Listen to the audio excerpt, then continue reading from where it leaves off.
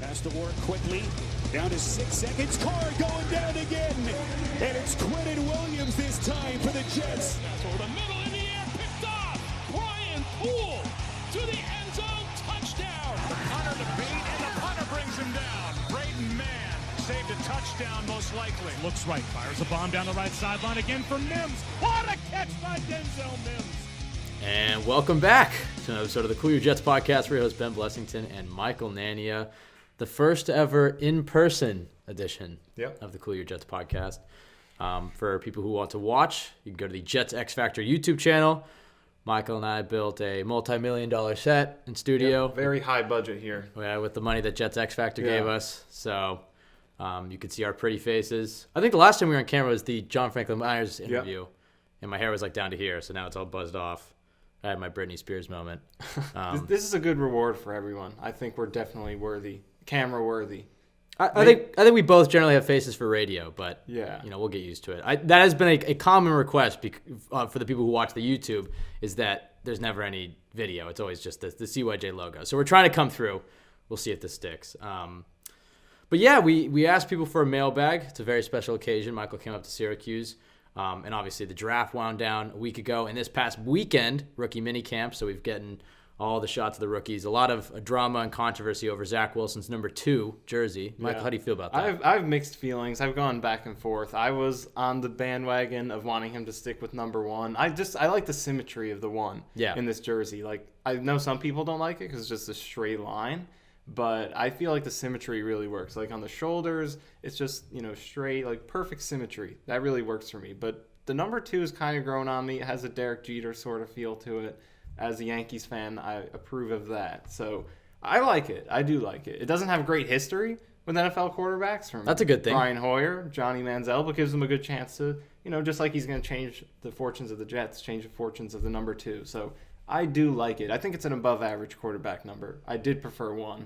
I'm okay with 2 though, but I have some opinions. I wish that James Morgan didn't wear number 4 because I think he'd be a great number 4. I also think number 8, but I guess I kind of like Elijah Moore in that. 8 would have been good, but it's great for Elijah Moore. Yeah, but I could see the 8 and 9. I would have liked 9. Yeah, no double digits though. These are the football topics that we talk about. This is really important stuff. Well, luckily we actually have some real football to talk about. Yeah. So I guess we'll just hop in the mailbag. Thank you to everybody who submitted questions. Again, you can follow us at CYJPod on Twitter to find these and tweet at us. Next time we do one, we'll definitely add a lot more. I think we have 20 in this one. So this is a big one. We're going to try to fly through it. We say we're going to fly through it every time. Every single time. We're going to do quick hitting. We're going to answer these really quickly. The goal is to answer these as fast as possible, but still in depth. We'll do under 20 minutes per question this time. From at NFL Anguish, Joe Douglas literally built an offense in 2 drafts. Denzel Mims and Elijah Moore, Mekhi Becton and Elijah Vera Tucker. And Zach Wilson. If Michael Carter can hit the ground running as a 4th-round pick, this could become the best young offense in the league. Have we ever had a homegrown offense like this, ever? I mean, certainly not in the last decade. I think let's pump the brakes on best young offense in the league. I think it certainly has the potential. Yeah. I think I've been saying this for a while. After next year's offseason, when they have all those draft picks and the 3rd most cap space, I think that's when they can really make a jump.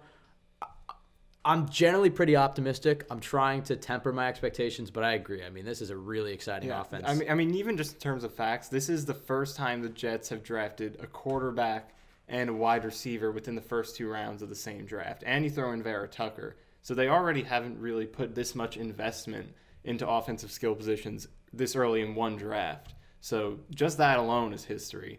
And then some of the other pieces they already have with Becton and Denzel Mims. So I think this is definitely up there in terms of franchise history, but the development is what matters most because sometimes your talent, look at the Chiefs, Patrick Mahomes, they traded up for him, they drafted him 1st round, but Tyreek Hill coming late in the draft. A lot of star running backs in the league aren't 1st-round picks, like Michael Carter with the Jets, but sometimes your talent doesn't necessarily correlate with how much you invest into it, but factually, the Jets definitely, I don't think have ever put this much investment into the homegrown offensive talent. Every year, and even if you listen to us last year, I am generally pretty optimistic, and I am, I'm buying into the young players developing. I think this is the first time in the last decade where I actually have reason to. I really do believe in Joe Douglas, and I really believe in Robert Saleh. I'm sick of thinking the Jets are going to do something great and then them just under delivering the entire season. So I'm not going to hype it up, but I agree. I think just the investment. Yeah, it feels warranted. It is kind of hindsight because we all really did feel optimistic with Darnold era, Sanchez, even Geno at times, but this is legitimate. They just have not invested this much into the offense and been as frugal and smart and competent in the front office and the head coaching spot and the entire coaching staff in really recent memory. So it feels legitimate to be optimistic this time around. I would say that the biggest difference is the coaching staff, which we haven't seen. But I do believe that they'll be able to develop them. And then, the premium investments in the offense is certainly encouraging. But we'll temper our expectations. From @Hosmot25, does Cam Clark exist? He does. I think there are some pictures of him on Google. Don't know what number he does wears. exist. That we can answer. Will he ever play football for the Jets? I certainly hope so, but I think he's a big winner from this draft class because them not adding another guard after the first round opens that path for him. I think it's him, Van Roten, and Feeney will probably all have a chance to win that starting guard spot opposite Vera Tucker, so he's a big winner from the draft. He'll have his chance this year. What I always come back to is, was his 2020 season, him not playing, was that a planned decision? He was going to redshirt, not play no matter what? Or was he really that bad in practice to where he couldn't beat out Josh Andrews, Pat Elflein to get on the field? We don't know, but I think he'll clearly have a chance this year. So it's a pretty good sign for him that they didn't feel like they had to force an offensive line pick after the first round. Yeah, the fact that Joe Douglas didn't take another one, especially when Trey Smith was falling, who's kind of a similar player to Clark, would have been on the left side. Who actually ended up getting taken with a pick by the Chiefs that the Jets traded in the swap with them. So that's interesting. Well, I just think that the fact that they didn't take one means that Joe Douglas really believes in him. And he was a fourth-round pick. I mean, it wasn't like, obviously all day 3 picks are pretty much a crapshoot, but fourth round is kind of the last round where it's like you could feel pretty confident about the guys you picked. Like we got Michael Carter this year. There. Yeah. I guess Michael Carter fell a little bit. But yes, I do think he'll play. I think he'll have a chance to compete to be a starter. I don't think that's just Greg Van Roten or Alex. And he should definitely play the season because he'll be a top backup guard. Yeah, I would say the expectation is that he plays. From @Nos14, realistic production expectations for our wide receiver core this year, particularly Denzel Mims and Elijah Moore. I guess start with Mims. What are you kind of expecting from Mims this year? I feel like we're going to see a good balance with the target distribution this year. I know Corey Davis got the big deal. Denzel Mims has that number 1 potential, but I feel like we're going to see a really even spread. It's a super deep wide receiver group. Running back, you have some pass catching options with Coleman and Michael Carter. Tight end obviously isn't too deep right now. Hopefully Herndon can emerge, but especially wide receiver, I think we're going to see some even distribution. So I think more so than hoping Mims or Davis can be an 1,000-yard guy, I think you're hoping to get 800 yards from Davis, 800 from Mims, 800 from Moore, then a lot from the running back position, and then maybe a couple 500-yard guys with Crowder as a depth piece maybe now. Then Keelan Cole in there. So I really think that they're going to shoot for some even distribution among the wide receivers. But Mims does have 1,000-yard talent if they do get to the point where they trust him to hoggle off the targets. But I don't see this being that kind of offense personally. But if he's that good, develops that much, gets that sort of chemistry with Wilson, I could definitely see him pushing that. Or Davis. They both have that potential. Yeah, I mean, again, there's a few players every year where Quentin Williams was the biggest example last year where it's like, can they take the big jump? I think Denzel Mims has a good chance to. I mean, for the first time in forever, it is kind of a somewhat crowded receiving room. I think as far as production expectations, I don't think we should get too into the stats, but I do think that, as you said, at this point in May, I think Mims is a special receiver. I think he's a special talent. I think his type of receiver is a really good fit with Zach Wilson. Right. That's kind of the Dax Milne type of receiver that he saw. I think you're going to see him get a lot of jump ball opportunities, and those contested catches are what he really thrived at. A lot of Jets fans kind of wanted them to go after Kenny Golladay at one point, and that would have made no sense to me because Kenny Golladay is exactly who you want Denzel Mims to be, and that's his role in this offense. And in the LaFleur and Shanahan system, they don't really have that big body possession receiver. I think you have top to bottom really great compliments for Zach Wilson with these contested guys. So in terms of production, I wouldn't expect too much in terms of any one guy breaking out and taking over, putting up big numbers. I expect to see really even distribution in terms of the production among this group. That's what I'm probably expecting. I think that's a really good point. I think Zach Wilson's going to share the ball. I don't think he'll have a safety blanket or whatever, but I don't think it's going to be one of those things where one guy has 120 catches and the next guy has 70. Like, I think you're going to see a very even distribution. I think we'll see. As far as Moore's production, I'm very curious to see how they use it. I think he's a good example of a guy who, as the season goes on, is going to get a lot more reps. Right. I think at the start of the season, I could very much see the scenario where Jets fans are calling for more Elijah Moore. It's going to happen. That's going to happen. I think he's going to be used a lot on kick returns and gadget plays and end arounds. And as soon as he shows anything on the field, I think that's when he's going to get, maybe he'll start over Crowder at some point. Yeah, he'll be a big part of it, but I could see, starting next year, that's when he could really see, 120 targets in the season. This year, I think he'll be a part of the mix. Next year is where we could see him become the guy. Yeah, we just want some fun highlights. That's all we really care about. At Big Dogs 1318 says, do you think this coaching staff will use John Beck as a resource in the offseason like the Bills did with Josh Allen and Jordan Palmer? Adam Gase and the Jets organization never reached out to him during an offseason workouts. Do you think they regret that? I don't. Jordan Palmer's works with some great quarterbacks. Clearly, it didn't really work out with Sam Darnold. I don't know how much of that is on him versus the Jets. Probably more so the Jets. I think they do have a good room around him, especially if they had a veteran. I think there might be another question that touches on this, but I think they do have a much better quarterback coaching staff in the building than they did with Darnold. The next one is at CD_2K. It says, given that Greg Knapp looked to be working with Zach and was the coach for Steve Young and is well respected, do you think they still need a veteran quarterback in that QB room? He was initially not so sure but now he thinks that somebody like Knapp, since he's working so closely with Zach, maybe that veteran presence isn't necessary. Bringing in a Brian Hoyer. Yeah, it looked like Greg Knapp was the guy working with Wilson the most in practice, and he's been a part of a lot of great success throughout his career. So I think they do have a better group in place than Dowell, Loggins. The group they have just was not good. I think the one thing to remember is that the difference between Jordan Palmer and Sam Darnold and John Beck and Zach Wilson is that a year ago when the pandemic started, Zach Wilson went to John Beck and started training with him religiously, and then we saw this big jump. So clearly he found something that worked with Zach, so I expect Zach to keep working with him in the off seasons.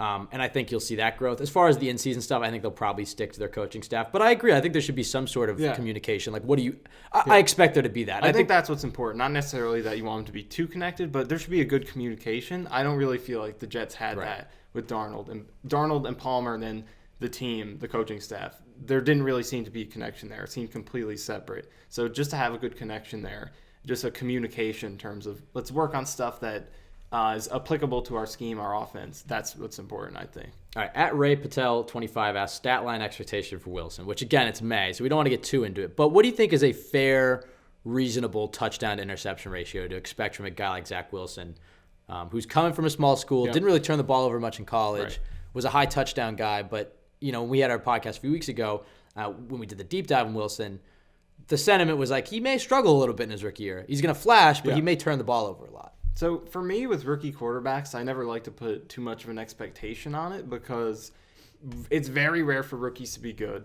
We've seen it a little bit more recently. Justin Herbert set the bar really high last year, but that's more of an exception than the rule. In general, rookie quarterbacks are bad, and it doesn't really mean too much about their future. Look at Josh Allen. Look at there are just so many examples. A lot of rookie quarterbacks barely play. Lamar Jackson took a big leap. It's very rare to see rookie quarterbacks play well, so I usually don't want to put too much of an expectation on it, but I think it also is important when you look at the list of rookie quarterback seasons. If you're really bad, then that can put a damper on your future, your odds. Josh Allen was able to overcome it, but he's an exception. In general, you just want to be not terrible. That's what I'm looking for. Like what Sam Darnold did as a rookie, obviously didn't work out here, but that cleared the bar for me. He started off rough, but he had a couple of good games here. He alternated between great games and awful games. So ultimately, he wasn't good that season, but you saw a lot of flashes where he could be good. Yeah. So that's what you want to see. And hey, he still could be. And he still could be, absolutely. He could, but live up to the rookie season wasn't why he failed. It wasn't like he came that out is of not the why gates. he failed. His second season is not why he failed. It was falling off in the third year.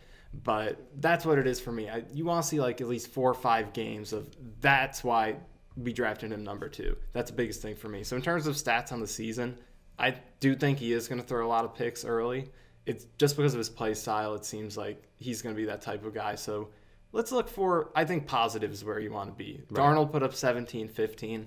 Let's shoot for 20 and 13. I think that's a fair place to start. If he could do that, that'd be great. I think I think he's so exciting that there is a scenario where he comes in and throws 28 touchdowns as a rookie year. He could have a Justin Herbert type of year. Right. He definitely especially could. in this offense and the way the Jets have built around him, like they didn't build around Darnold and the other guys. I agree with you. I don't want to put the question is expectation. Yeah. Not, could I see this? Could I envision this happening? He can do anything, but just Right. in terms of expectations, do not expect anything. Rookie quarterbacks are generally bad. You just don't want him to see him be Josh Rosen type of bad. Here's exactly. I think what you laid out with Darnold is fair.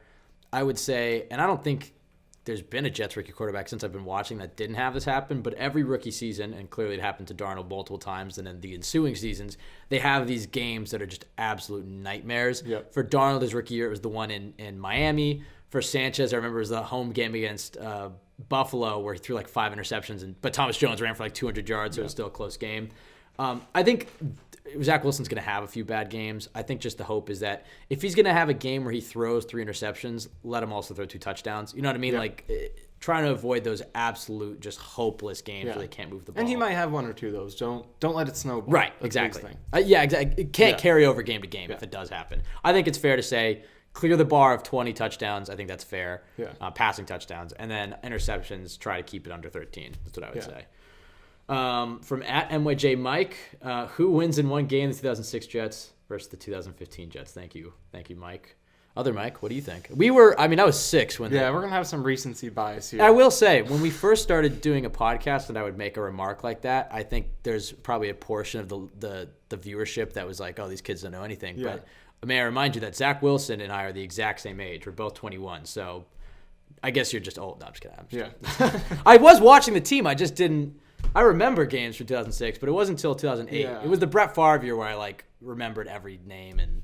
Yeah, so I'm going to go with my recency bias. I'll take the 2015 team. I feel like that team could have made a run if they got in.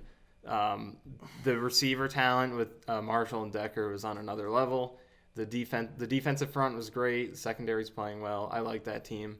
2006 had plenty of talent as well. This is a close one. 2 10-win teams. This is hard. They'll tie. I think they tie. 2015 team was a lot streakier. Yes. So they're a lot more inconsistent. So it kind of depends when you played them. If this is a playoff game, I'll take the 2006. They did have an extremely easy schedule. Right. That's If this is a playoff game, I'll take the 2006 Jets, even though they lost in the playoffs. But if this is a regular season game, I'll take the 2015 Jets. But I think this is a better question for our viewers. So tweet us at CYJPod. Yeah. By the way, thank you to NYJ Mike for the question. Who wins the 2006 Jets, 2015 Jets? If you've been watching both teams, and you can give a better explanation. But I think just the streakiness, it's kind of a split. It would be a close one. Yeah. From at Kenny Delgado S, Hamza or Jamian. And he's obviously Who are referring you to going the with? two. Who are you going with? He's referring to the 2 safeties that the Jets took that they're converting to linebackers. Personally, and I don't know if this is just biased because when PJ came on the show, he was a big Hamza Nasruddin fan. I kind of want to lean Hamza. He's a little bit more exciting for me because he was a guy that I feel like just fell because of the injury concerns. I feel like the talent was definitely there for him to be a day 2 pick if he didn't get hurt. Jamian is intriguing as well. I love his frame. I love Hamza as well. I think Jamian's a better tackler, but Hamza might be able to make. I think Hamza's a better cover linebacker. You know what? If who I think will do it, I think it'll be Jamian because they took him first. Right. They had clearly it was between those 2 guys, maybe another guy, but they took Hamza because he fell. They had to make the decision, okay, we're going to take a will linebacker here. They're looking at their board. We learned the question who they value more, and it was Jamian. Right. Because they took him ahead of Hamza. So I'll go with Jamian, but I think they'll both play. Yeah, I think they'll both play. I definitely lean towards Hamza. He was rated higher. I thought they would go after him in the 4th round. It seems like the injuries were a part of it in terms of why he fell. But it's close. Very similar frame. I think they both have the experience and the skill set to play the role that they want them to play in this defense.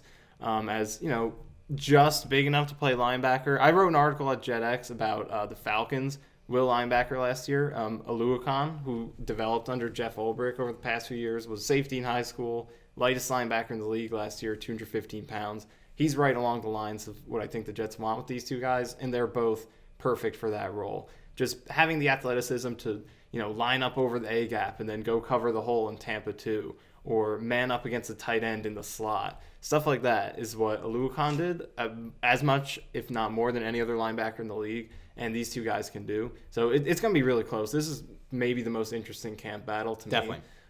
So because one of these guys are probably going to be starting. You're probably going to have a day 3 starting linebacker. I think they will probably compete with Cashman, who's Right, also Cashman's going to be also in that mix, too. in some ways Cashman to me feels like a day 3 rookie because we Yeah. barely saw him. We saw him for a little bit in 2019 and we didn't see him at all last year. So he was one of those players, going back to what we were talking about with Mims earlier, Yeah. one of those guys that you want to see take the leap, and half of them do and half of them don't. And the Jets' history has been most don't and some do. Right. I will say the one thing Sherwood has, I think Nasruddin is a better player overall, but Sherwood has more linebacker Right, experience. exactly. On third downs, he would drop down and just play linebacker. It's not like he was a hybrid role. Right. He was straight up playing linebacker on third down. He would even show some instances where he would line the defense up. He would point guys into position. Right. And that's really important. So, and again, like you said, they drafted him first. Nasruddin was presumably more of a value pick once he fell. So I would lean Sherwood to start. I like Nasruddin probably more as a player, but Sherwood, earlier pick, I think better fit for the role in terms of experience. So I'll lean with him to start. It's going to be really exciting to watch, though. I don't know if this will happen, and it certainly won't happen this year, probably not next year either. I think Sherwood could have the ability to maybe make the transition to Mike at some point in his career, and I don't think Nasruddin can. Because I think at some point you'd hope that these two can play on the field together. Yeah. I think you're right. I think Nasruddin is a box safety who's going to play linebacker, and I think Sherwood's a guy who was a linebacker. I mean, obviously he played safety, but I don't think he was ever going to play safety at the next level. I think you can still play Nasruddin at strong safety in the NFL. I think he's more of a Jamal Adams, where Sherwood is more of a guy that was going to be linebacker no matter where he went. Not to get off too far into a tangent, because we talked about this last week where, I keep saying the Robert Saleh defense, Robert Saleh guys. But this is Jeff Ulbrich's defense, and Atlanta did a lot of that. And especially at linebacker. What they're doing at linebacker is what Atlanta did. And I like it. I think I love the idea of taking athletes like that, and that's kind of it's kind of the counter chess move to the way the NFL is going. These high-flying, vertical, passing offenses like the Chiefs. It's like, put safeties at linebacker. Put more speed on the field. And we know that Saleh loves to stick in his base 4-3 personnel. He ran it more than any other defensive coordinator in the entire league. So he wants to be in that 4-3, but he can stick in his 4-3, but technically being a dime or a dollar. He has two safeties out there.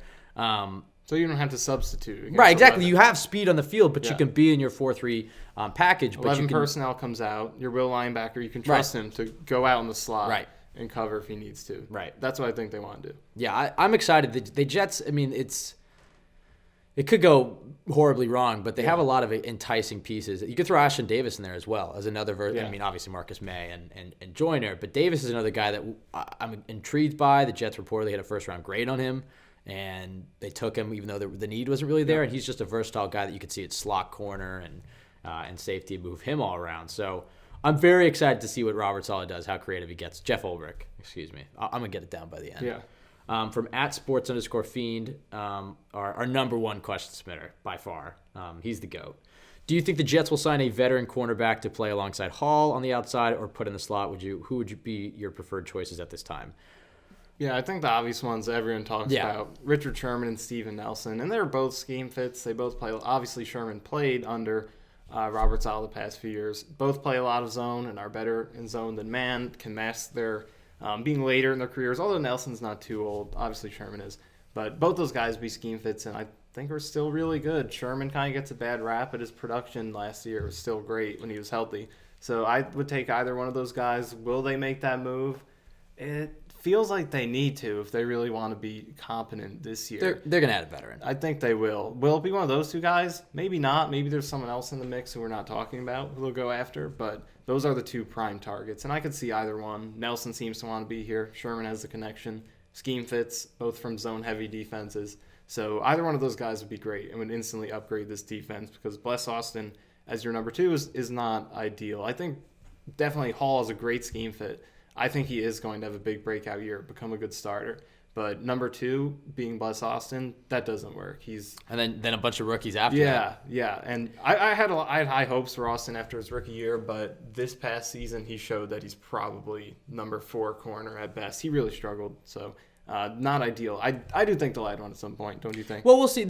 In this system, there's going to be less stress on the cornerback, so I think they're more comfortable not having big name players there. And also I think Bless Austin has more success in these zone, is going to have a lot more success in the zone system. And he's a guy who essentially has been a 2-year starter. Yeah. So he has some experience. I think they should add somebody outside. As far as the slot goes, Brian Poole's the obvious answer, and it was a guy I was really certain they were going to bring back before the draft. But it seems like they really like Michael Carter II. They did also get Eccles. I mean, and they have Javelin Guidry.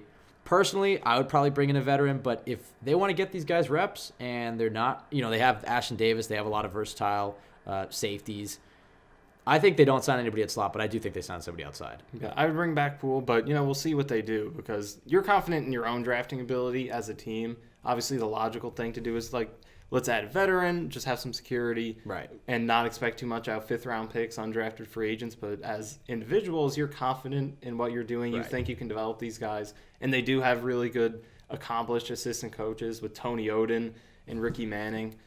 In the defensive backfield as assistant coaches, they've done really well, so they can develop these guys. And you have a great pass rush up front that's going to make the jobs easier for the back end. So maybe they feel confident. We don't need a veteran. Let's give these guys opportunities to play behind a great pass rush where they won't have to cover as long. I think last year it was very clear that Joe Douglas' strategy was to not make little short-term stopgap moves because he understood the Jets weren't going anywhere. And I don't think there's a playoff mandate on this team. I don't think they'll make the playoffs, but I think there's a really talented team. I think I'm kind of underselling them a little bit. For the first time, I think they're going to have an actual legitimate pass rush. I love the offensive coordinator. I love what they've done in the offensive side of the ball. They finally invested. So if Zach Wilson is at least kind of competent his rookie year and this coaching staff is about what we expect them to be, I think this is an 8 or 9 win team. Keep in mind there's 17 games, so that's a little lower of a bar. But I think if you don't sign a corner, you're kind of sending a message that we're not in that win now mode. Not that the Jets are going to win a Super Bowl, but I think with this coaching staff, you're in a position where you should do everything you can to win as many games as possible. That doesn't mean go and trade the farm for, Tom Brady, but it does mean, you have a whole corner. You shouldn't go in with all these young guys. Sign a guy like Richard Sherman or Steven Nelson. Because if they do that, obviously there's a lot of question marks for this team, but there's not as many holes, is what I would say. At least there's some sort of optimism or young guy in those positions where there's some question marks. So I think they will sign somebody. As far as who it is, I think it's going to be Sherman. Also, Austin is a McCagnon player, so there isn't that attack. I think Austin would be fine. I just think injuries. Both Bless Austin and Bryce Hall have struggled with injuries through their career. So you could be in a situation where week 3 you're playing with all day 3 rookies, and I don't think you want to be in that situation. So sign it for 1. To make your team more competitive. 2, you can teach the young guys on your team. And 3, depth injury insurance. So I think they ultimately bring in Richard Sherman. I think they cut a guy like Alex Lewis and take obviously his money and then some and go get Richard Sherman. Because it kind of ties into the next question from @NickMad with 2 Ds and then a 4 at the end. What is your opinion on keeping Jamison Crowder and having great depth at receiver for a rookie quarterback when the inevitable injuries occur? I'm a very big fan of keeping Jamison Crowder. Agree. Yes, you could cut him. Yes, you could free up $10 million, and you could either carry that over to next year or, like what we were just talking about, sign a corner. I think, 1, they have enough cap to sign a corner right now, and then especially if they're going to release Alex Lewis or Greg Van Roten. We saw it literally week 2 of last year, we had no receivers in the field. The Jets, for one time, have depth at a great position because if you look at all the best teams, it's not just about having talent at positions, it's depth. Yeah. It's the fact that your team in November and December is not the team that you roll out on opening day. So somebody is going to suffer a season-ending injury. Somebody's going to miss considerable time. It could happen in training camp. You keep Crowder. He's the most accomplished Jets receiver. He's the most reliable. He's a different player than Elijah Moore. Yep. So they both might play slot, but you can use them a lot different. You can play 10 personnel. Elijah Moore can be coming on a jet sweep, and Crowder can go over the middle. I think he's a great mentor for Elijah Moore too. Yeah, to me, keep him. Because, yes, even if you cut him, you still have Keelan Cole. But then after that, then you're getting back to the Jeff Smiths and the Braxton Berrios. I think you need to do everything to surround Zach Wilson with talent. So give him depth at that spot. Yeah, I completely agree. He's not going to put up production to match his costs if you keep him, but it's the last year of his contract. You got cap space if you want to make a trade, add a veteran. You're going to have cap space next year. Value that depth. Give your rookie quarterback as much as you possibly can. Guys are going to get hurt. And you just want to have as much depth as possible. I would say keep him. Yeah, sticking with kind of the same topic, Mikey 0516 asked, do you see Crowder and Lewis on the roster, or asked to take a pay cut? I guess to kind of pivot away from this question, I could see them asking Lewis to take a pay cut and him staying. I don't really – I mean, that's just a very minor pay cut. I don't really see what I think Lewis is going to go. I think he'll probably go, but I'm saying Jamison Crowder should just be like, no. Because it's like – all the crap. I mean, he's been on a terrible organization his entire career for the most part. So it's like, and if he goes and hits free agency, I think he can clear I think he can get a $6 million salary in the open market. So it's like, unless it's a minor pay cut to like $8 million, $7 million, or maybe they want to roll it over to next year. I don't know, but that doesn't make much sense either way. I think they're both gonna. I think Crowder makes it the 6th in the team, and I think he gets his full $10 million. I think Lewis gets cut. He also asked, do you think he's asking about the cornerback question? And do you think that? I guess I'll ask you this: why do you think the Jets are not going after Steven Nelson? Do you think it's just maybe they still can, or do you think that? I think they still. Is it a scheme fit issue? Is it a? Yeah, I think they just wanted to see how the draft played out, and we'll see it at some point. These things, like look at Jadeveon Clowney last season, very late signing. I think they will at some point. Again, I don't know if it's going to be one of those two guys. I think they are both scheme fits, and they're both still good players in my opinion. So I think they'll definitely make an addition at some point. In terms of the question, I think Alex Lewis gets cut. They did make a couple of guard additions in terms of veterans and free agency with Dan Feeney and Corey Levin. So, and then Cameron Clark is still in the mix. So I think he's going to get cut. They'll take those savings. But Crowder, I think, sticks around. At Meister Warder, which prominent player on the current roster is not a good fit for the Shanahan-LaFleur offense? Michael and I actually talked about this for a little bit before the podcast started. He doesn't really love my answer. I'm going to say Foley Fatukasi. And that doesn't mean that he... Oh, also, the question is just not a scheme fit for the scheme on either side of the ball, not just the offense. Oh, yeah, sorry, he said offense. Okay, well, yeah. We extended it to the entire team. But he has an offensive answer, though, so we're fine. I'm a defensive answer. My apologies, Wordmeister.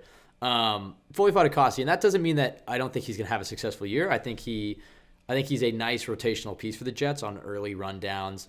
I think he's a great player.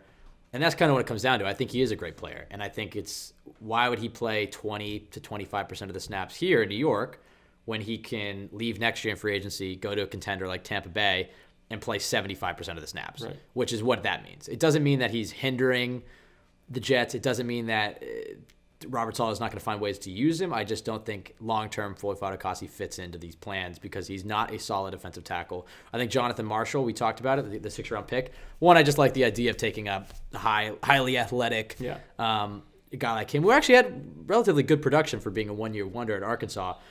It kind of represented what we were talking about, those long-term needs where it's like the Jets don't need defensive line help, but next year Nathan Shepard and Foley Fatukasi are both free agents, so there goes a lot of your depth on the interior, so then he slides in there. I think Fatukasi is a guy who's not going to get brought back, even though he's a great player, just because it's not worth to pay him what he's worth, and I think he can go elsewhere and play a lot more. Yeah, I see what you mean. It's like he's going to get on the field and he's going to make plays and defend the run as well as anyone, but in this scheme, it's just I think it's going to be more exclusive when he gets playing. Right. time. Robert Saleh likes explode. He likes those Eric Armstead one-gapping players. Yeah, exactly. He doesn't need the 3-4 nose tackle that could eat up so blocks. His playing time is going to be cut a little bit compared more exclusive to short yardage and early down stuff. But when they signed Sheldon Rankins, it was like, they're going to play a very Robert Saleh, Jeff Ulbrich type defense. Yeah. They're not going to try to make adjustments. What's your answer? Yeah, and then offensively, I'm going to go with LaMichael Pirine. I think he was an Adam Gase, picked for the Adam Gase offense. I think he's more of an inside zone type runner, downhill, one cut, can maybe read a couple of gaps, and then go straight downhill. I think they're going to look for guys who threaten the edge more, who have a little more game-breaking speed. And we saw some of that from Pirine when he's with the Gators in college, but that's not really his game, I don't think. I think his game is more fundamentals, downhill running, power running. And then I think they have some guys who are more threatening in terms of big plays. Tevin Coleman, Michael Carter especially. And then Adams and Johnson showed that they fit much better. They're running a lot of outside runs when those two guys were successful near the end of the season. And Pirine wasn't as much of a threat on those types of plays. So I think Pirine isn't the best scheme fit. He should still make the team as a 4th-round pick last year of this GM. But I think he'll probably be at the bottom of the depth chart and not get a ton of touches, be more of a power, short yardage type of back. So I don't think he's the greatest scheme fit. Yeah, I think he was definitely a Gase pick. I mean, he's just kind of Frank Gore Jr. Well, we'll see what he's like. I think there's not many times, you were talking to me about this, that how many times have we seen a progression arc for a running back's career? Normally they come in as a rookie and it can perform. Pirine didn't really do anything to lift the team. He didn't break really any tackles. He kind of just took what was there. He was very much a Gase pick. Just see the hole, hit it, get 4 yards. I still think he'll make the roster because, like you said, he's kind of the only guy that has the power behind him. You can put him in short yardage situations because he can get the 3-4 yards. I mean, it's like if you're on the 1 yard line, I think out of all the backs, he's probably the best one. I don't think you're going to put Michael Carter, Tevin Coleman. Right. I guess you could put Josh Adams down there. Maybe he's a bigger back. But I think you're right. I think Adams, Johnson, Carter, and Coleman all fit the San Francisco West Coast mold, and he's the one guy that's I think he's definitely a candidate to be a surprise cut, for sure. Yeah, for sure. At the fake Matt Gold, does Joe Douglas trading up in 2019 and missing badly on Andre Dillard scare you at all with Elijah Vera Tucker? First, and I make this mistake all the time, we can't just put the entire Eagles draft on Joe Douglas. He was the director of player personnel there. Like, he was assistant general manager. He certainly had a hand in a lot of those drafts by reading it. But Howie Roseman at the end of the day was making those picks. So we don't know exactly which picks were Howie, which picks were Joe Douglas. Now, considering it seems like Joe Douglas would have been the foremost authority in offensive lineman in that war room, you could probably pin that on him. And before the draft, I had said to you, this was going to be like a little longer of an answer, 3 minutes maybe. Yeah. Sorry, we flew through the first ones, so now we can take our time. No, I'm just kidding. Before the draft, I had texted you. It was like some 11th hour panic where I was like, we are really going to learn a lot about Joe Douglas, because as much optimism as I have about him, as much as I love the value he got with Jamal Adams, and I loved what he did in free agency and the fact that he convinced Saleh, and he had a good first draft, we don't know who he is, and we're going to find out. And his draft 2 weeks ago answered a lot of questions for me. I thought he hit that out of the park. Does it? Look, not all the picks are going to hit. Some of them are going to whiff. Just the strategy and the value he got and the positions he was attacking, that to me deserved an A or an A minus. Probably an A. I just didn't want to say an A. But that deserved the strategy of his draft deserves an A. The truth is, even Ozzie Newsome, even the best general manager of all time, are going to miss on draft picks. They're going to miss on early draft picks. Does that scare me a little bit? Yes. I think those Eagles drafts in general are terrifying. I hope that it was, partly Howie Roseman. I also think that Joe Douglas in New York as the general manager, a really underrated part of him being a general manager is he gets to control the entire staff. So he built his staff, and a lot of connections are from Baltimore, Chicago, Philly. When he's in Philly, he's not controlling the staff. I mean, that's just who the Eagles have. And part of what made him so attractive was the connections he's built over the last 20 years. And I think the Jets, at least last year, I thought their scouting department did a really good job. And we'll see. It doesn't scare me too much, especially with Elijah Vera Tucker, because they're completely different prospects. I think Vera Tucker's a better prospect than Dillard was. I think it fit a bigger need. I think he's a better scheme fit. Right. In terms of this question, I agree with everything you said. It's hard to judge players, and this goes throughout the whole sport, whether it's assistant coaches, head coaches, whoever it is. It's so hard to judge these things because we don't know how much input they had in them. So the Eagles drafts overall being bad the past few years is concerning a little bit, but we don't know which picks he had a huge hand in, which ones he had no say in. Completely different scouting department. Yeah, different scouting department. So there's so many factors at play that it's hard to evaluate. So we'll see over time how good of a drafter he is with these classes. I think it's fair to the problem that Elijah is going to face is that we're coming off a season where Mekhi Becton slid in and immediately was a top 10 left tackle. So the bar is high. And that shouldn't be the expectation with Elijah Vera Tucker. I mean, I could definitely see him doing it. And when I'm projecting this Jets offense and we're imagining this could be one of the best young offenses in the NFL, as somebody said a few minutes ago, a lot of that is on Elijah Vera Tucker's shoulder. As he comes in and has a Mekhi Becton-like rookie season, this Jets offense is going to be good because that entire left side of the offensive line is opened up. I mean, they're going to be – when the Jets ran left last year, they had way more success. Now you have a complete, C you're going to be able to part. Yeah. And like you were talking about, then the Jets can build a lot of concepts off that. If they have a dominant left side, if he's having a Becton-type rookie season, one of the most dominant left sides in the entire NFL, you can run a lot of play-action bootlegs, a lot of Shanahan-style stuff and go right. Also, if the defense starts to overload the left, that opens up the right side, and you can pull guys and traps. Having a dominant left side, it would be huge for this offense. And the thing that's different, I think, about Dillard and Elijah Vera Tucker that would give me hope, and maybe this will give you hope as well, is Elijah Vera Tucker was a top 10 player on Joe Douglas' board. This is a blue chip prospect. I don't think you can say the same with Andre Dillard. I think he probably liked him a lot, obviously a first-round grade, but with Elijah Vera Tucker, this was a guy that Joe Douglas is putting his stamp on. He overpaid. I still think it was worth it. But clearly he believes that this is a Quentin Nelson type of prospect. And that gives me a lot of hope about Elijah. From @sports_fiend, what are your Jets win-loss projections for the 2021 NFL season with all the player acquisitions and new coaching staff in the fold at Florham Park? I'm gonna put 8 wins out there, 8 and 9. It's just hard for me. It's so weird, 8 and 9. I know. With the 17-game season, I'm just used to 8 and 8, 7 and 9, 9 and 7. Now I got to get used to 8 and 9. It's tough to get used to it. Like, I just have a hard time seeing a Robert Saleh coach team being bad. Like, it's just I can't picture that. Like, can you picture? I'm not saying they're going to make the playoffs. Do you know how times the Jets have let me down? Don't say it. Just stop your thought there. I'm not saying they're going to win the Super Bowl. I'm not saying they're going to make the playoffs. But it's hard for me to picture a team coached by him being a disaster. Yeah. That's the thing I'm trying to say. So they're not going to be a disaster. They'll lose some close games. Maybe the offense isn't great because Wilson isn't an instant hit, or the offensive line has injuries, or whatever. Maybe the defense isn't great because the cornerback holes or the linebackers aren't good. They'll have natural limitations because this roster isn't there yet. But I feel like they'll win a good amount of their close games. I feel like there will be times when everything just clicks, and they're going to have their share of successful games. So I think 8 and 9, I could see it.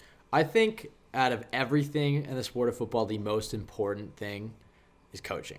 If I had to choose one thing, like a franchise quarterback, an amazing coaching staff, whatever, I'm taking the coaching staff. And I think that's going to be the biggest difference between this year's team and last year's team. I think they're a lot more talented. I mean, they added, in Joe Douglas's mind, they got 3 first-round draft picks. They got a legit edge rusher in Carl Lawson, a great player in Sheldon Rankins, another great player in Corey Davis. They added a lot of talent to this team, but I think the biggest difference is going to be the coaching staff, because I think you're going to see, hopefully, and what we're projecting, you're going to see more young players develop. You're going to see more of that next man up attitude actually having some success. I think the Jets last year were definitely worse than we thought they were going to be. We knew they didn't have much talent. I think we overinflated the coaching staff. I think they were in many situations. I don't think the Jets put a single game where they outcoached. Maybe the Rams game. Yeah, probably the Rams which game. Is surprising. But every single game the Jets were outcoached. Schematically, making adjustments, every player development through the offseason.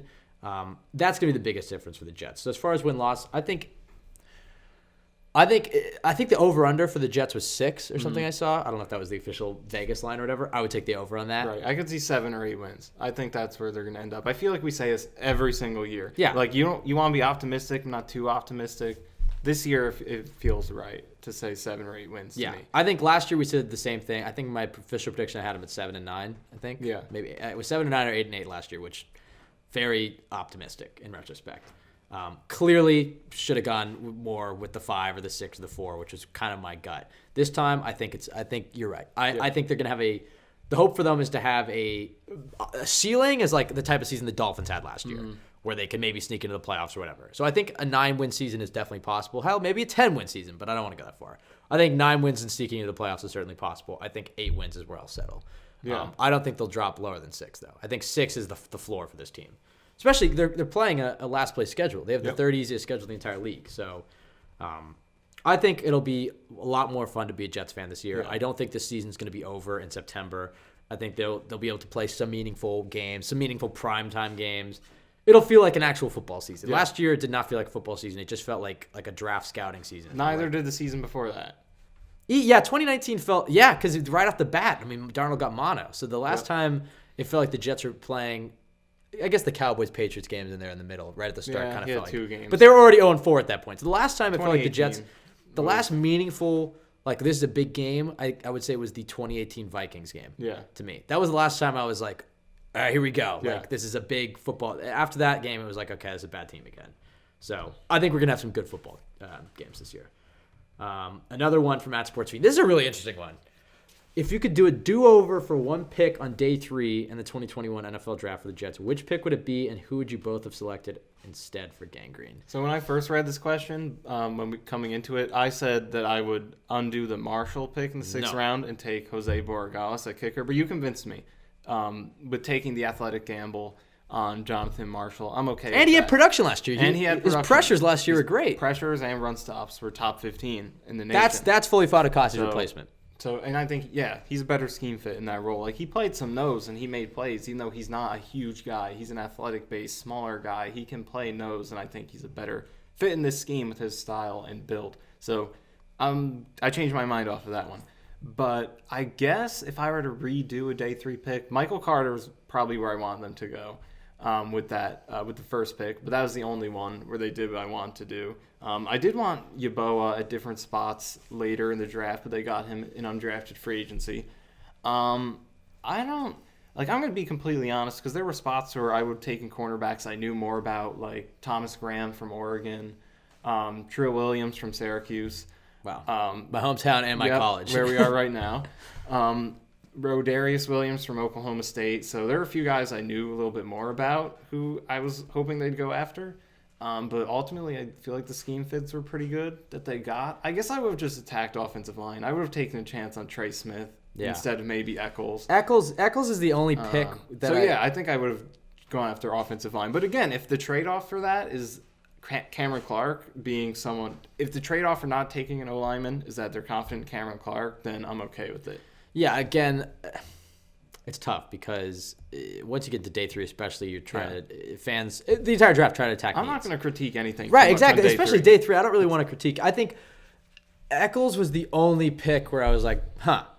Like every other pick, like originally I was like maybe a little skeptical, then I liked it immediately. Give me every draft, every fan is like that. Just like, who is that? Who's this guy? Oh, he's good. I like him. And then cue the Just Bombs Productions highlights, and you're like, okay, I'm all in.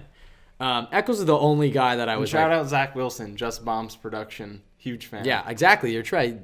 That's a good point. He was watching Elijah. I guess Elijah Moore and Zach Wilson are both Just Bombs Production scouts because they were sending each other their highlights. Eccles' athletic profile is intriguing. I think just right at the start, I was like, he's not a big corner. Is he an inside guy? He's going to be outside. Kind of feel like we could have gone offensive line. I kind of wanted Trey Smith. But again, I'm not going to critique it. And the Jets need depth at corner. And Eccles' athletic profile is really intriguing. And Dane Brugler, who's a really respected, I don't know if I should call him a scout, but he does all the athletics draft coverage. Out of all the corners the Jets took, he really likes Eccles a lot. He thinks that he could be a really good player. So he kind of convinced me on that pick. So I don't really have much to say. I think when the draft initially happened, the thought I had, and I changed my mind, was like, well, they could have taken Jabril Cox at the top of the 4th, and then they could have gotten Kenneth Gainwell at the end of the 4th. Like they were both still available with the Jets picks instead of trading down or whatever the Jets did. But I think the Jets did trade down from that 2nd, 4th rounder. Yeah. They got more picks, which I liked.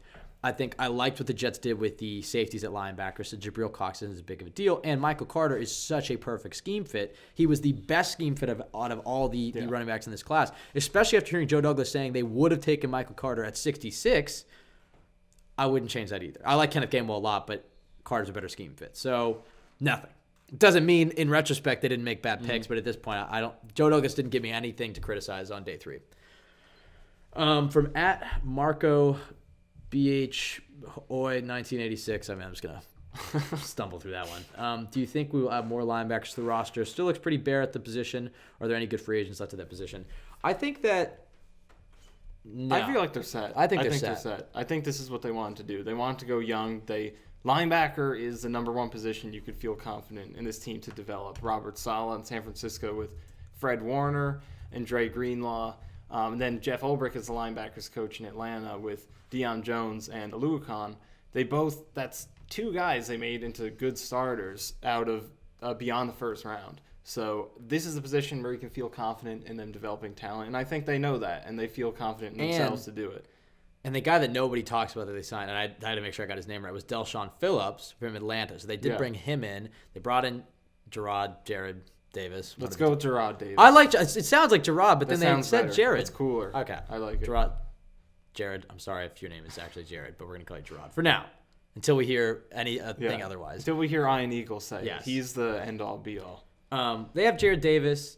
They have Shawn. They also have Blake Cashman coming back. I like the safeties that they took. I don't think they will. The one question is if CJ's not – well, I think he'll be ready. But if CJ goes down, it's like who's going to play Mike? You probably have Davis there, which is shaky. Davis, Cashman. Yeah. You'd probably have Davis slide in as that Mike linebacker, and then you would go with Cashman would probably play that rotational role that Davis will likely play. Because I think right now what you're looking at is Mosley, every down player, and every down guy next to him is going to be either Sherwood, Cashman, or Nazarudeen. And Davis is like your rotational guy. He comes in, he'll play Sam, or he can rotate. Mosley will play inside, or Davis will play inside, Mosley, Sam. Because that's how most of these defenses work. You look at Atlanta and San Francisco last year. You have 2 every down players. For Atlanta, it was Deion Jones and Aluakon. For San Francisco, when they were healthy, it was Greenlaw and Fred Warner. Then you have a rotational guy. For Atlanta, I forget who it was for them, but I think it was Michael Walker. And then for San Francisco, it was, I forget his name. He had a really weird name. Aziz Al-Sher, I think that's his name. But you have 2 every down guys, and you have a third linebacker who plays like a third of the snaps. And that guy isn't necessarily a Sam or a Will. He'll play all different kinds of roles. He just rotates in when you're playing your base defense. So that you have 3 linebackers on the field. He might be a Sam, and like for Atlanta, for example, when Walker comes in, Deion Jones probably playing Mike, Walker plays Sam, and then Alucon will play Will. He'll be the guy who goes out into the slot and covers tight ends because he has the ability to do that, and I think that's what Sherwood and Nasruddin will do in that role. So I think they're set right now.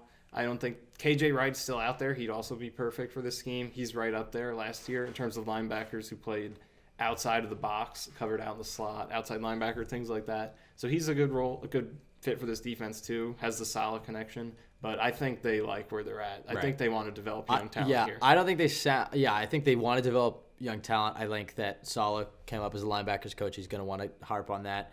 I think the only opportunity I could see them signing a linebacker is going to be after training camp when all those cuts happen. I think if they go through training camp and preseason and they don't really like what they're seeing, and somebody shakes free, I could see them adding a linebacker at that point. So I think that there may be some work to be done in the linebacker position, but it might be at the bottom of the roster, adding depth at that. Just like a veteran Mike backup. Well, yeah, I think I could see somebody getting cut at that Mike or that Sam spot that they like and adding him. But I think right now this is the linebacker group going into training camp. At Jets fan 139, if I told you that the over/under for undrafted free agents being on the Jets' active roster on opening day is 4, which way would you bet under? Yeah, easily. Under. I think the better question is 1. Yeah. Or 2. I don't know. I would put it at 2. Just would one player make it? It's so hard. Last year we saw more than usual because of the lack of preseason. But even then it was stuff. They only had 1. But even then it was only Bryce Huff, I believe. Guidry eventually made onto the team. Lamar Jackson eventually played. Yeah, but it's opening day. But opening week, it was only Huff, I think. Right. I think there's obviously going to be undrafted guys in the practice squad and whatnot, but yeah, I think the only guys that are... I think Yeboah has a good chance. Isaiah Dunn. I think there's some intriguing guys, especially because the draft was a lot different this year because there wasn't a full scouting. Yeah. I think the undrafted free agents are going to be a little better this year because I think just some guys slip through the cracks. Once they get into an NFL training camp, you're going to get them on the field, and then some guys are going to pop. Right. So I get why it's a little higher. I would say, I think you're probably right. I think 2 or 3 is fair. I think Yeboah is obviously an obvious candidate. I really like him, but he kind of reminds me of Lawrence Cager last year. Also, I would look at Hoge from BYU. Yes, that's what I was about to say. Is that not just because of the Wilson connection? He was actually really good. It's just he's obviously coming from BYU, not the best competition. Brady Christensen got drafted out of there 3rd round, but Hoge was a great pass protector. Again, I was pronouncing it Hodge, but whatever. I was gonna bring up. Yeah, I think Hodge is a really maybe that's right. It looks like Hoge to me. Okay, you call it Hoge, I'll call it Hodge. Okay. I think that Hodge has a very good chance to make it. What I was going to say about Yeboah is that he reminds me of Lawrence Cager in the sense that I think he has some cool highlights. I think it's a name that Jets fans have heard of. But, go watch that Senior Bowl practice footage and go watch other plays where he's not. So I'll go watch games that Elijah Moore has, and I'll watch Kenny Yeboah just to see what he's doing. He's a fun player. He's an exciting player. He gets locked up a lot. But, yeah, he has some holes in his game. There's a reason he went undrafted. He didn't just – every NFL GM didn't just forget about him.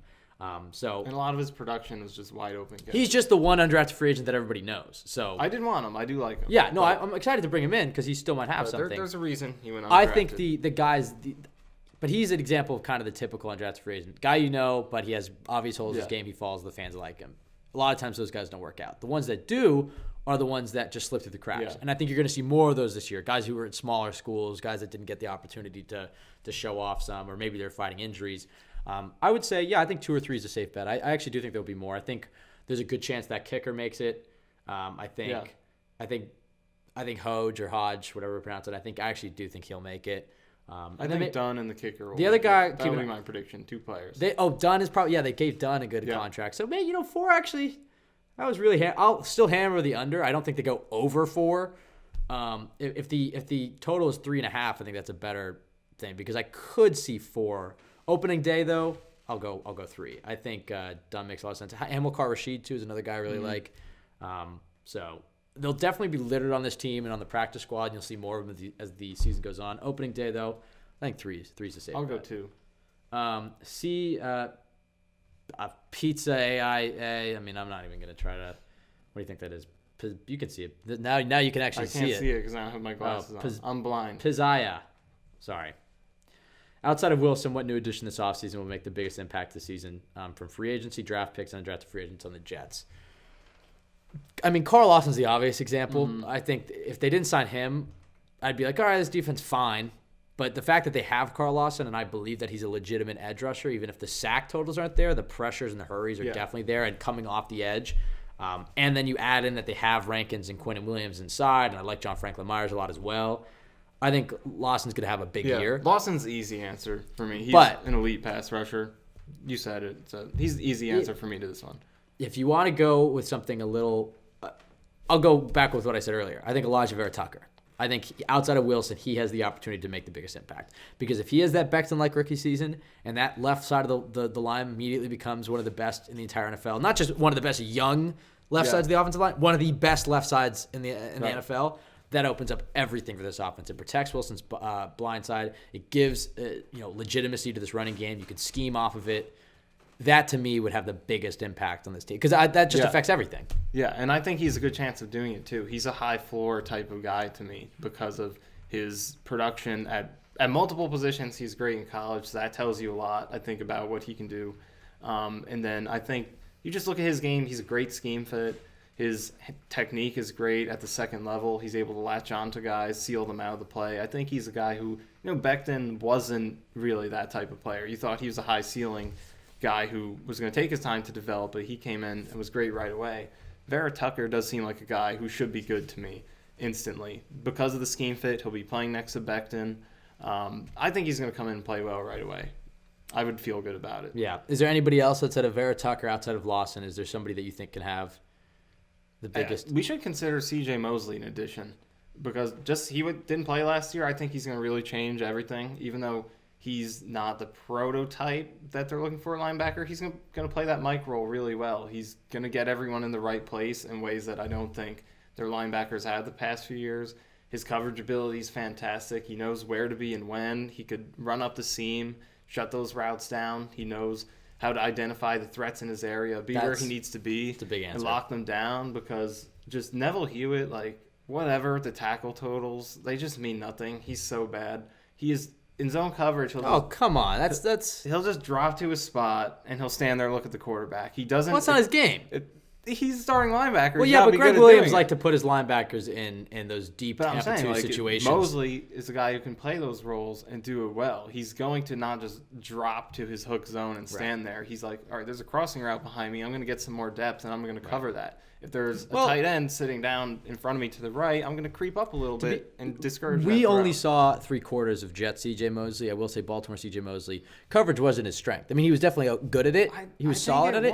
But he's not a man coverage guy, but he's really good in zone coverage, just being where he needs to be to prevent big plays from happening. I think he's a good enough Mike coverage linebacker for this defense. But the big X factor, the big Jets X factor, I don't think I've ever used the Jets X factor. I've always used the Cool Your Jets, but I finally snuck that in there. Yeah. The big Jets X factor, I don't really like that this is. It doesn't work great. Well, I might just get this out because it's kind of anticlimactic because C.J. Mosley's groin. Because if he's not the same player that he was in 2019, then my expectations for this defense goes down. I don't think he's going to be – look, he's 2 years away from football. He's older. He's coming off a major – a different injury. Right. But we saw Avery Williamson not struggle to come back from a major soft tissue injury. At least injury. he's rested, I guess. But he also didn't play and be in an NFL training room for a season. Yeah. If he's healthy, though, I think he's a top 5 to 10 linebacker. So it should be a huge add to have Mosley back. Yeah, it's a major soft tissue injury. So it's like those groin injuries are tough to come back from, especially at linebacker where it's a lot of lateral movement and shuffling. I mean, it's just that to me is out of all the things that you're hoping for in an NFL season, none of them all come true. You always have these expectations or these hopes, and in our history, it's been most of them don't come through. Yep. I'm going to say C.J. Mosley is not going to be the same. But that's just my guess from being disappointed by the Jets. Fair. But I think there's a chance he can be, and I really hope he is. If he is the same player I think this defense has a chance to be a legitimately good defense, despite the holes at corner, just because I think this scheme lends itself to not having superstars on the outside. He's extremely important. If he's declined and a bad player, that's going to be a major problem, because I think them being a good defense is very much contingent on him being really good in coverage in the middle of that defense in zone, or else it's going to be a huge hole. So he's a very important player. Yeah, and we'll see. If he is either battles for injuries or just isn't the same player, then the outlook on this defense changes a lot, because then it's like, okay, I think they're strong up front. I think linebacker, the second level is a lot of question marks. Yeah. And then the third level, a lot of question marks on the outside, and I think he has some good safety. So if he's I think the Jets are an average to below average defense. If he's good or solid, I think the Jets can be an above average to top 10 defense. All right, last two fun Jets X Factor questions. At NY Jets flight, how much can you bench? Michael, I don't even think you...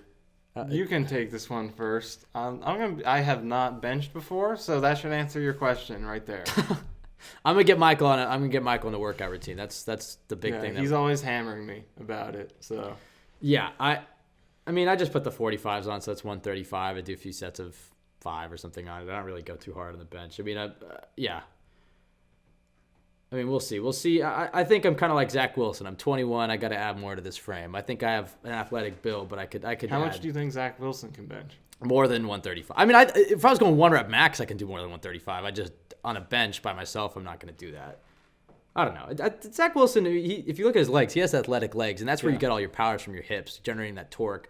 So there was that one photo where he was like on the pull down at the day of the draft. I'm like, wow, he looks like a little kid. It's like, one, he is 21, so the shoulders are not his strong suit, and I think that's part of why he looks smaller. He is. Yeah, he has narrow shoulders. This is why he looks small. But give him a few years, he'll add 10 pounds or so, and then he'll look a little bigger. As far as how much Zach Wilson can bench, I don't know. I'm not going to make a guess. Maybe 2 plates on each side. Maybe he can come on the podcast and tell us. Yes, exactly. I listened to an interview he was doing, and he said he's trying not to do like that many interviews because he's trying to stay focused. So I think Zach Wilson will be the white whale of this podcast that we'll be continuously trying to get, but never will. Maybe in a few years. Maybe when he can when I can outbench him. At NYJ_Matt. Okay, this one we can do right now. Which Jets X Factor member wins a 40-yard dash? I think it's me, and I'd put $100 on that. Definitely not me. I'm not. You're good at basketball, though. You are athletic. Yeah. I mean, like. I have good short area quickness. That's what I have. You're Elijah Moore. I have good reaction time, good instincts. Or Jamison Crowder, maybe. I feel like I can change directions quickly. Long speed, I don't really have. So I'd probably be around 5'2" is where I put myself. I'm going to be completely 5'2"? honest. That's still pretty. You're comparing yourself to NFL players. I haven't done it, so I don't know. You should compare yourself to like Rich Eisen. Yeah, because what does he do? He runs like early 6s. Wow, I'm definitely better than that. I can do better than that. All right, well then we're gonna time it. We will time these. Right. We will put this out. 5'5". I can do 5'5". We'll see. What can you do? I think. Well, I think I'm running the fastest. I'll put it that way. I don't know what the exact number is, but my competition here. I know I'm faster than you. Sam Cernick. No offense. I know I'm faster than you. I'm pretty confident I'm faster than Robbie Sabo. Yeah. Joe Blewett and Sam Cernick are my only competition. I think Joe, obviously, if we go back to the last question, destroys me in bench pressing or anything like that. But in a race, I think I got him. I've always been fast, and I'm athletic and I work out. So I don't know. Sam, there's no chance. Sam was tweeting at me saying he could beat me in a 40-yard dash. Sam, we will film this and we will do this because there's zero chance. I'll put $100 on this right now, or maybe do something like Jets related, some giveaway. I don't know. Everybody tweet the over. Okay, if we set the over under on 5.5 on Michael Nania's 40, I'm gonna say over. I think you run like a 5.8, 5.9. That's disrespectful. I don't know what a regular person 40 is. We'll go check it out. We don't know what that is because we're so used to watching these guys. But you see all these enormous linemen. Sorry, well just keep going. You see all these enormous linemen that go into 5s, but then you don't realize that even though they're huge, they're actually amazing athletes. So they're still probably faster than you if you're a regular person. And also, if you're smaller, you're not covering ground as quickly.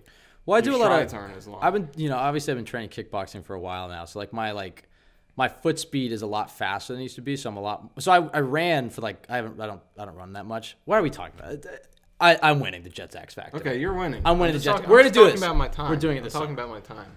just so we can end on a Jets I think question. I can do under 5'5". I can be in that 5'4" range. Okay, we're going to start a movement. All our listeners are going to submit a 40-yard dash. We'll see who has the fastest. I think I can beat I shouldn't say most listeners. We had when we had DJ from the New York Daily News. He was a sprinter at Louisville, so I think if he listens to this podcast, I think he's probably the fastest. But send us your 40-yard dash videos. We'll retweet them.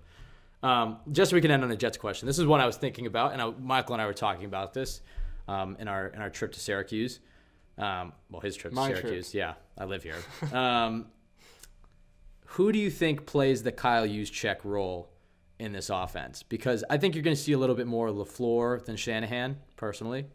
Matt LaFleur, because I think the personnel just lends it more towards his brother's offense. I think it's going to be Mike LaFleur's offense, but I don't think there maybe is going to be as much Kyle Juszczyk type of fullback role, but I do think you're going to have to see somebody in that H-back role. It was reported by Tony Pauline, and it does kind of make sense that the Jets were into Ben Mason, who obviously got taken by the Ravens, like great fit, 2 picks ahead of the Jets.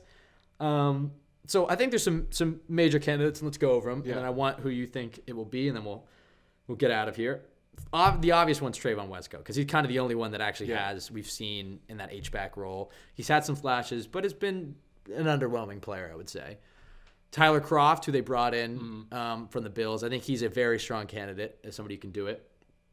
Kenny Yeboah, another guy that they brought in. And then after that, I don't think, you could throw in maybe those Ryan Griffins and those Dan Browns or whatever. I think the 3 right here, and I guess I was going to say LaMichael Piron. I don't think LaMichael Piron's going to bulk up 20 pounds. Nope. The 3 out of those, which one intrigues you? Which one do you think can do it? Which one do you think they'll ultimately go with? I think the interesting thing about making the Juszczyk comparisons is that Juszczyk is so unique that no one's going to do what he does. No one comes close to how many catches he gets, how many snaps he plays. He's in his own arena. So unless the Jets were going to actually get him, I don't think you are going to see anybody play as many snaps as he does or be as involved in the offense because he's that unique of a player. So I do think they are going to use the fullback more than most teams because a lot of teams just don't use them at all. There are probably half the league uses it to some extent where you have like an employed fullback. Obviously, sometimes you'll put your tight end in the backfield, whatever. But like actually having a fullback, there really is probably only 15 or so in the league who actually get regular playing time. So I think they will be one of those teams, but I don't think that guy is going to touch the ball much or play more than 10, 15 or so snaps a game, mostly just to run block. I think it's going to be Wesco. You don't think Kroft can do it? I feel like Kroft's more of a pure tight end. Like, he can play H-back. So do you think you think when they go that 12 personnel or 22 personnel, they're going to have Wesco in the backfield? You think it's Kroft and Herndon? Yeah. Is that the tight ends? I think you have Kroft as your inline guy, Herndon on the outside, and then Wesco in the backfield. I think he can do it. He hasn't been great so far, but there are flashes, especially when he gets out that of Ravens the move. Game. Yeah, the Ravens game from 2019, a lot of good flashes. This year he didn't play as much as the 2019 season, but when he gets on the move is when he's really good. If he's able to come out of the backfield, go on the edge, get to the second level, he really frames guys well and can actually pancake guys really frequently. I feel like he's not great in the trenches as much. Sometimes he doesn't position himself well and he can get bulldozed a little bit, but out in space, I feel like he's really well, and that's going to fit good in this offense. You look at that Ravens game, that's the best one to look back to if you want to see Wesco's potential. I think I've posted some clips about it. He had a lot of great blocks in that one. I think he does have that potential. And also in the receiving game, I think there's stuff to work with there. In college, we saw a lot of him making plays with the ball in his hands. In terms of elusiveness, he's not a great separator. He's not too fast or anything like that. But he had really good power with the ball in his hands and underrated shiftiness. And he broke a lot of tackles at West Virginia in his last season. We haven't seen them try to give him those chances in the league yet. So I think that is where he can kind of fill that Juszczyk role a little bit. Just, play action, get him in the flat, dump him the ball. I think he can do more with it than guys like Kroft could. So I think Wesco is going to be that fullback. I don't think he'll be too involved. If he plays well, they can increase it as the season goes on. I think he's more of a fullback. Kroft can go in the backfield. He did a lot of that with the Bills, but I think fullback is probably better for Wesco. I'm interested to see how that plays out. I'm just glad we're through the days of Jonathan Harrison lining up in the backfield. Yes. Taking snaps and trying to And Lawrence Thomas. Oh, I didn't even remember that. Lawrence Thomas. Yeah, okay. A converted fullback. Yeah, I think it's going to be Wesco. I agree with you. I think that's not great, but I think the potential is definitely there. So we'll see It's how fullback. he does. What's the bar? How many teams brag about their fullback? That's Not true. many. That's true.